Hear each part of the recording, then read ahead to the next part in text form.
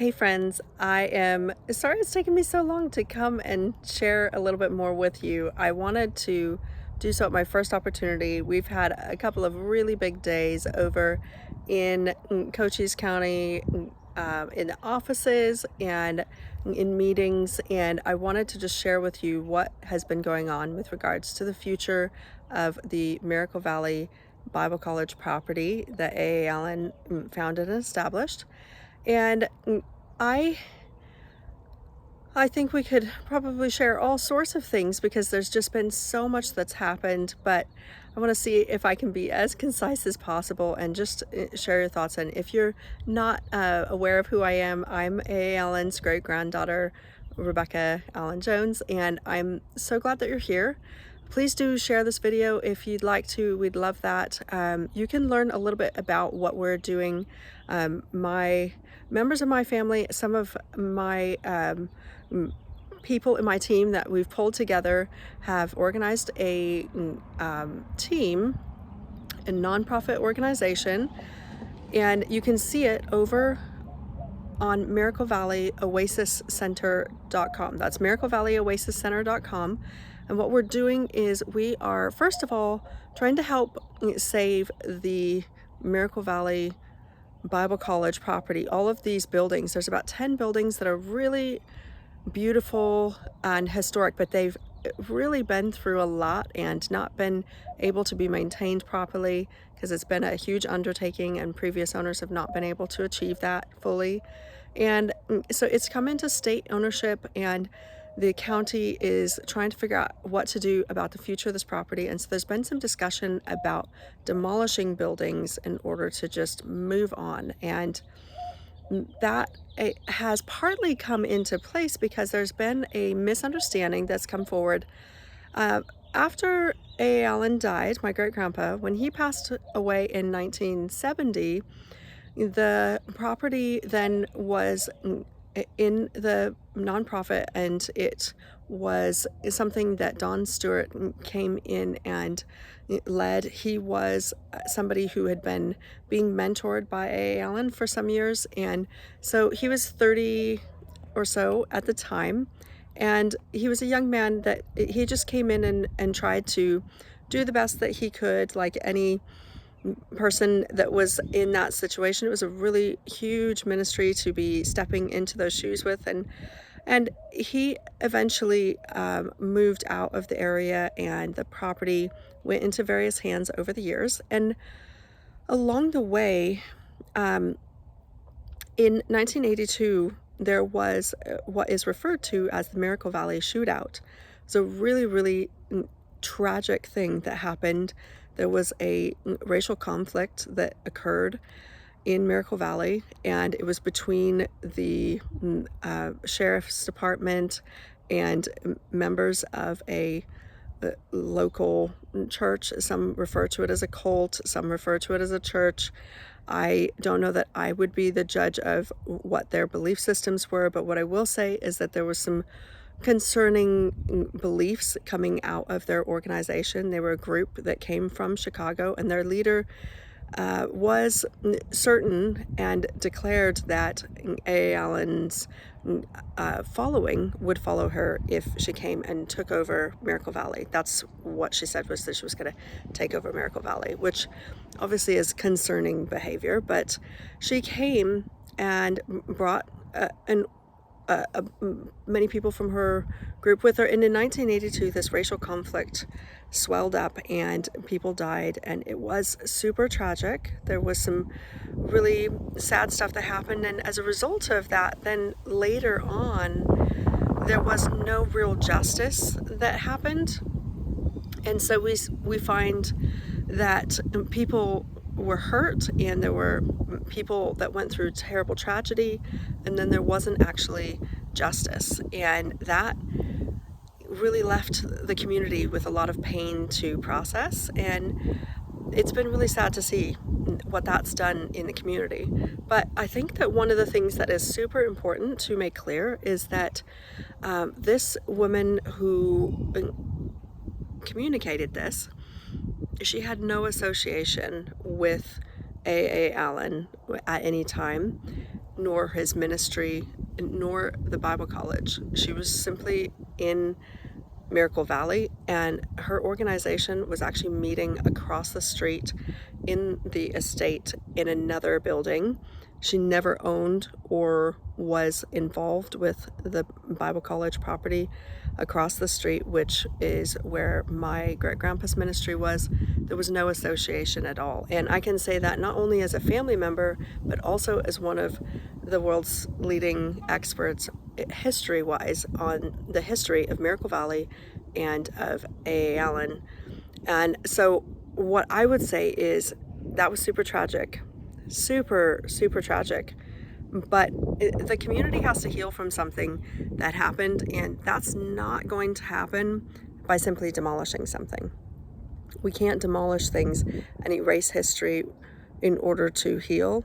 We have to actually face challenging things and find a way forward. And I believe the way to do that isn't to demolish the buildings, but actually to say, we have a better plan. How can we utilize this property in a way that can honor the positive history of this specific property while being able to move forward in a positive way and give this property a new lease of life while being able to honor what's here. There's some really fun and special things about this property. The buildings are really neat, mid-century modern style.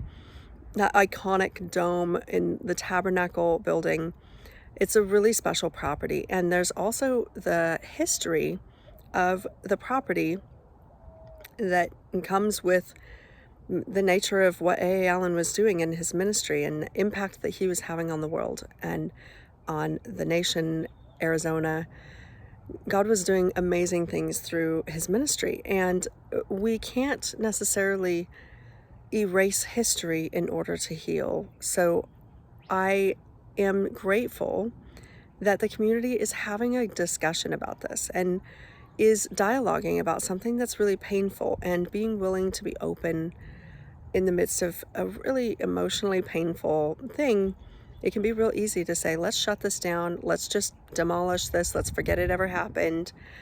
But when we push something under the rug, we haven't actually swept our house out. We've just simply pushed it under the rug.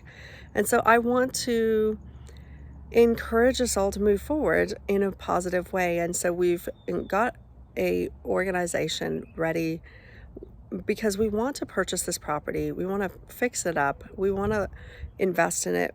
We do need finances to help fight injustice, because this is such an injustice to have this property disappear, and we want to save it, but we don't want to turn it into a museum. We want to have a place where we can honor what has happened for sure on the property, but we want this to be a place where people can come and encounter God and come to events and have your business meet there, have a community be able to use the resources and to enjoy the facilities, and have church groups and other groups come and enjoy the facilities and be able to hold their meetings and their conferences. And we want that place where it can be used for godly things, and it can also be a blessing to the community.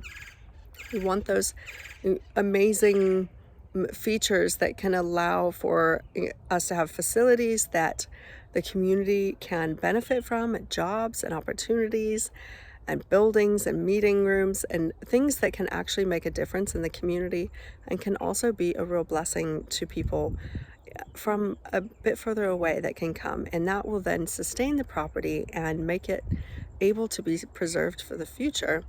And it is so important that we remember what has happened in the past so that we are able to have a positive way forward. Moving forward, we have to always look at what has happened, how can we learn from it, how can we grow, how can we move on productively. And so that's what we're trying to do. We're trying to offer solutions. So we went to, and I apologize for the wobbliness of this, I am holding this with my hand, so doing my best. If we go to Tuesday this week, May 9th, I went down with several of my team into Cochise County, and we went to the Board of Supervisors meeting at 9 a.m.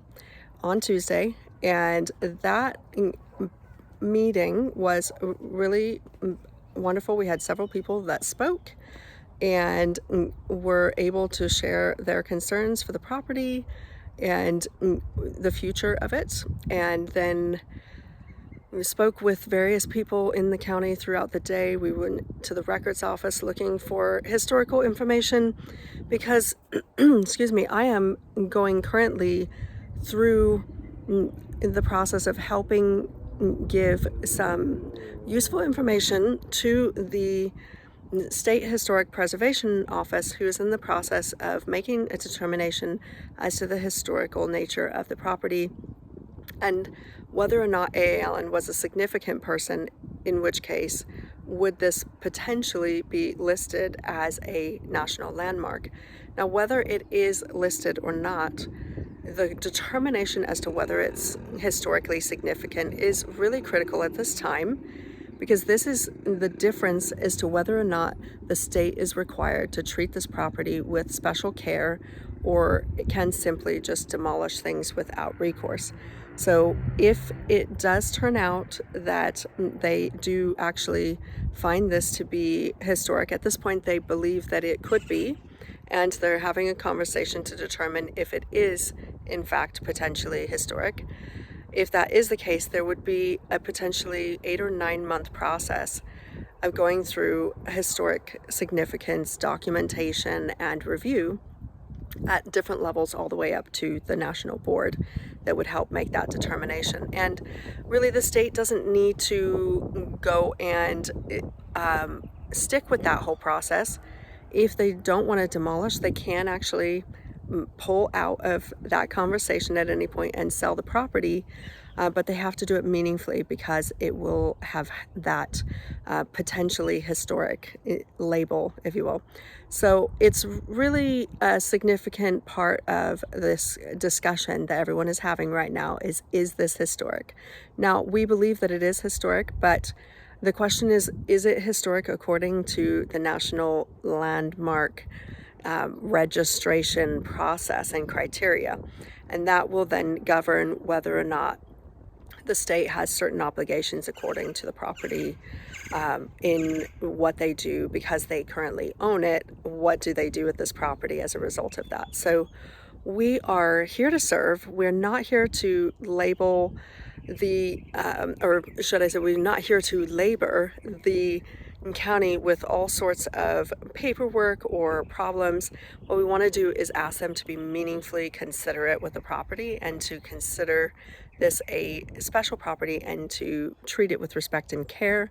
And so if they want to, they can just let go of the property, sell it, but they need to do it meaningfully. So they're in a consultation right now, which means they can't make any determinations about anything until that consultation is over.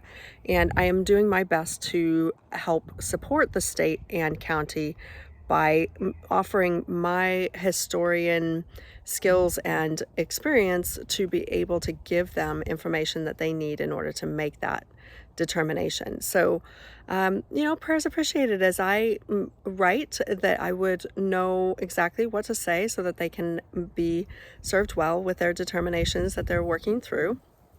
And then what we will do is then see how the county is able to behave based on the laws that are available to govern this sort of process. And once they are aware of the situation and everybody knows what the State Historic Preservation Office believes to be the case, then that will determine what the next phase is. And it is very clear to me from the criteria that it should be very obvious to them that this is a property that would qualify, but they need to look through that for themselves, make that determination for themselves.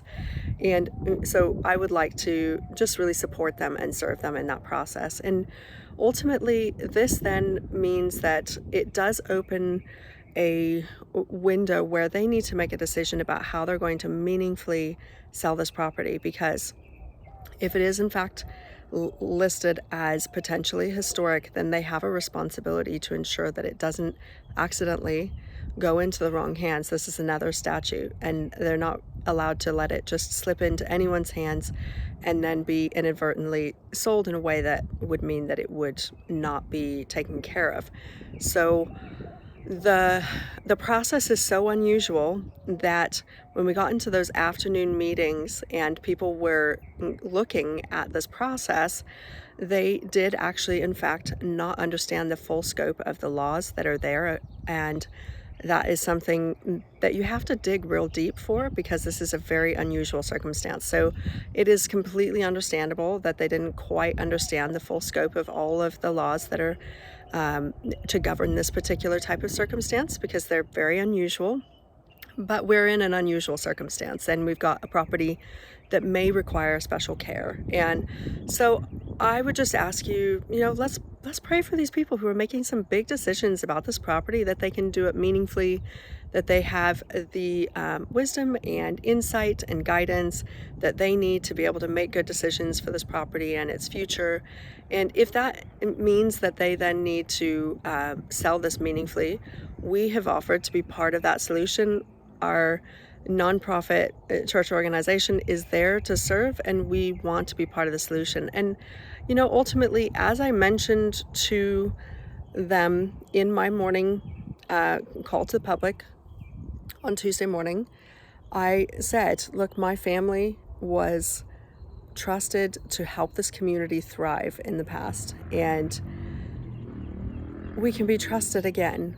My family knows how to do these things, and I've got generations of experience. I've got a great team, a good family around me, and we have great people around us with great skills and determination and love and passion for this community. We just want to see it thrive again.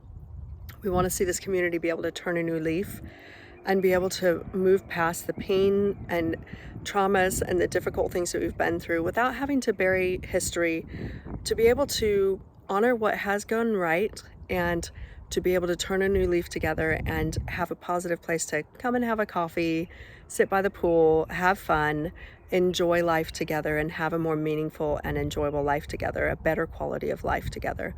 And that provides jobs and opportunities and connection and a place to sit and dream and have business ideas and to meet with God in fresh ways and all those things. So pray with us and pop onto our website, miraclevalleyOasisCenter.com, and see if you want to connect with us, help us out. If you've got ways that you can volunteer or you can give, and it's not cheap to do what we're doing, and we're throwing a lot at this and doing everything we can to help and support because we really care.